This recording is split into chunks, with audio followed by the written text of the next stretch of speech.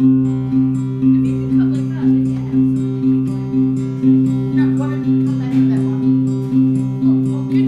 my name's Shaun Howard. I'm the head teacher here at Campbell College. The kids we see here are the ones who slip through the cracks of mainstream schools. I guess it's fair to say they don't have their needs met, not through anyone's fault, but just through the environment that occurs. With 30 kids in one room and one teacher out the front isn't really very cohesive for learning for kids with special needs or who have gone and experienced trauma. Here every morning we kick off with an engine room, and we feed some chooks out here at the farm, and so for the first half hour these kids are active, trying to get out anything that they might come to school with, whether it's they wake up tired or they've got some emotional baggage, so we try and run that out of them in the first half hour before we kick into a whole bunch of reading and literacy activities in the morning. Here at Campbell College we aim to provide a therapeutic environment for kids. These kids come to school with a big invisible backpack, and whether it's to do with their emotions for the day, they didn't get sleep last night, they're thinking about their past or the parents that they no longer live with, siblings that they no longer see. So they come to school with a lot of stuff weighing them down. At Campbell College we acknowledge that. We don't name it or call it a bad thing, and if these kids come in and try and learn and we see that they're having a bad day, we let them go jump on the trampoline or go on and supervise them playing on drums. If they need to go for a walk around the farm, the place we've got here is perfect for that because we've got scope for them to go and reflect, relax and get themselves back together.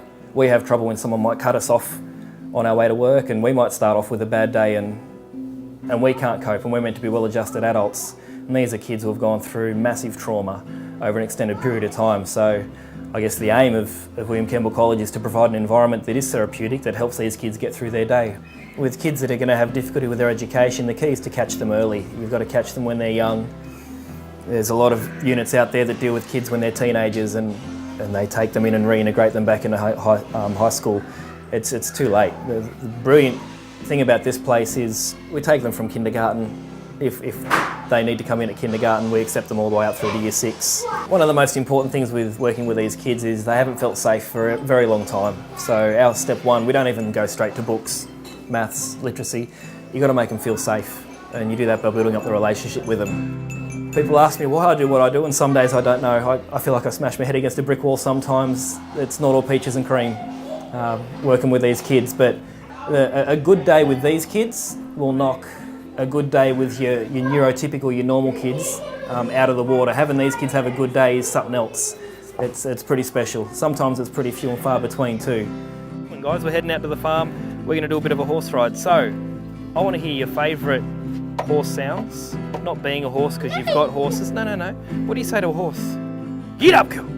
Let's hear it. Get up, girl. Get up, girl. If you've got enough energy when we get back, those who want to can have a horse race. There's one rule when we're horsing. You don't run into each other. I remember not long after I started here, walking into the classroom, I saw a little year 1 kid, probably 6 years old, just shredding this book, screaming at one of the teachers here, "Why can't you effing understand that I can't effing read?" And just tore this book to shreds. It was better than a paper shredder. He just annihilated it, went outside, jumped on the roof. It's probably 18 months later that this young fella, he asked me to lay down on the floor so that he could read to me.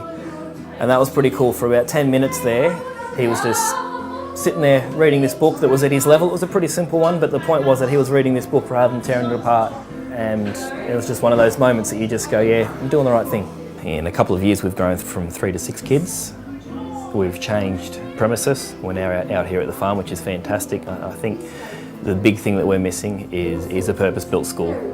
Once we have that, we can probably increase our enrolments from 6 up to 20, help a whole lot more kids out and have a whole lot less stress on our staff who deal with open rooms, which has its pros and cons. But yeah, purpose-built school, I'd say that'd be number one for us to move on. Yeah. I'm not going to lie to you, we're not going to save every kid we teach.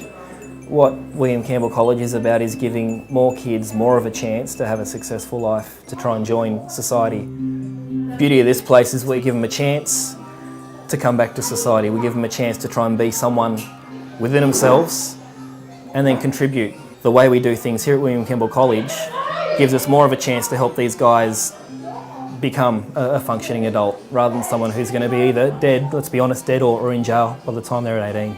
And yeah, that's pretty sad to look at it that way. I'd like to take this opportunity to thank all of you guys just for coming to this event. It means a lot to us. It can be quite isolating out there with only a couple of staff a day to know that so many people do care and want to see this thing go ahead and work. When on a day-to-day basis, there's 3 or 4 of us and that's it. Sometimes we get caught up in our own little world, so it's awesome to see so many people turn up for this and that so many people do care that this school can have a future. It's really enlightening, it's good. Thank you. So why do we need this school? Maybe we should ask the children that are here today in 20 years' time to see what it's meant to them and how it's changed their lives. But I can tell you this much from my own experience, how I felt through my lifetime by having a lack of education, and yet I was luckier than most because I had a reasonable education. But I always felt left out. I always felt I couldn't join in a group where I felt they were intellectuals, or a group of people that I felt were well educated, because there was always something lacking within myself. And it was a lack of confidence, it was an insecurity that I was left with. So I have a great and enormous passion for this school, an enormous passion for the needs of these children, that they get the best quality, best opportunities educationally that they can possibly have. And that's why we're here tonight, so that when they grow up, they can aspire to the jobs they want to have, they can aspire to the careers that they're looking forward to, they can feel that they're no different, they can feel that they're no longer dumbed down, they can feel that they no longer have to experience the taunts that they had as a child, that they were dummies, that they just could not mix with their peers. So what do we hope for the future with this school? We need to build a bigger school, not what you've seen today, which is our temporary school, but a school that can take up to 60 or more children, where we can replicate what we're doing here, where we can make this available to hundreds and then thousands of children. So the real success of this school is the diversity of it, the flexibility of it, the reactionary way in which we can act with these children, to understand the mood changes, to understand the trauma that they've suffered in their lives, but most of all, to put in a healing process through education. So what we're saying to you tonight is we need your continuing support. We appreciate the support you've given us in the past, but we need it more so now so that we can build the future for these children. So thank you for what you've done. Thank you for what you're doing tonight.